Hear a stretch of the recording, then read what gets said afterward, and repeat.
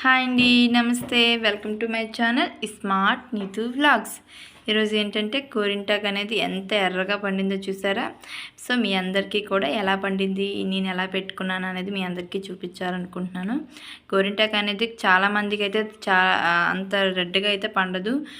చాలా ఎంతసేపు ఉంచుకున్నా కూడా వాళ్ళకి లైట్ ఆరెంజ్ కలర్లోనే వస్తుంది. కొందరికి ఎలా పెట్టి తీసేసిన వెంటనే డార్క్ మెరూన్ కలర్లో అయిపోతుంది. అది మనకి బాడీలో ఉండే హీట్ బట్టి గోరింటాకు అనేది పండుతుందండి. మనకి బాడీలో వేడి ఎక్కువ ఉన్నట్లయితే త్వరగానే గోరింటాకు అనేది పండిపోతుంది. అండ్ గోరింటాకు పెట్టుకోవడం వల్ల కూడా చాలా లాభాలు అయితే ఉన్నాయి. మన బాడీలో హీట్ తగ్గించి చలువ చేస్తుంది. అండ్ గోళ్ళలో ఎప్పుడైనా మన ఆడవాళ్ళని బట్టలు అవి ఉతుకుతూ ఉంటాం కదా, బట్టలు ఉతకడం, గిన్నెలతో అలాంటివి చేస్తుంటాం కదా. సో నెయిల్స్కి వాటర్ పట్టినట్లు ఏమైనా అనిపించినా కూడా ఇలా గోరింటాకు పెట్టుకున్నట్లయితే నొప్పి అనేది తగ్గుతుంది అంటారు.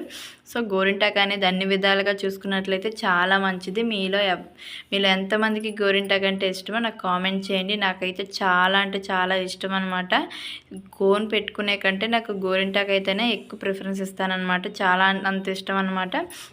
సో ఈ గోరింటాకులో మనం లేతాకు తీసుకొని అందులో ఒక నిమ్మ చెక్క వేసుకొని ఒక యాలక్కాయ, చెక్క, చింతపండు ఈ 3 కూడా వేసి మనం లైట్గా కొంచెం వాటర్ వేసి మిక్సీ చేసుకొని పెట్టుకున్నట్లయితే గోరింటాకు ఈ విధంగా రెడ్ కలర్లో పండుతుంది. మీలో ఎంతమందికి నా గోరింటాకు నచ్చింది అనేది నాకు కామెంట్ చేయండి. నాకైతే చాలా బాగా పండింది అనిపించింది. చాలా హ్యాపీగా ఫీల్ అయ్యాను అనమాట. సో మీరు కూడా ఈ విధంగా ట్రై చేసి మీకు ఎలా అనిపించింది అనేది నాకు కామెంట్ చేయండి. వీడియో నచ్చితే మాత్రం లైక్ చేయండి, షేర్ చేయండి, సబ్స్క్రైబ్ చేయండి.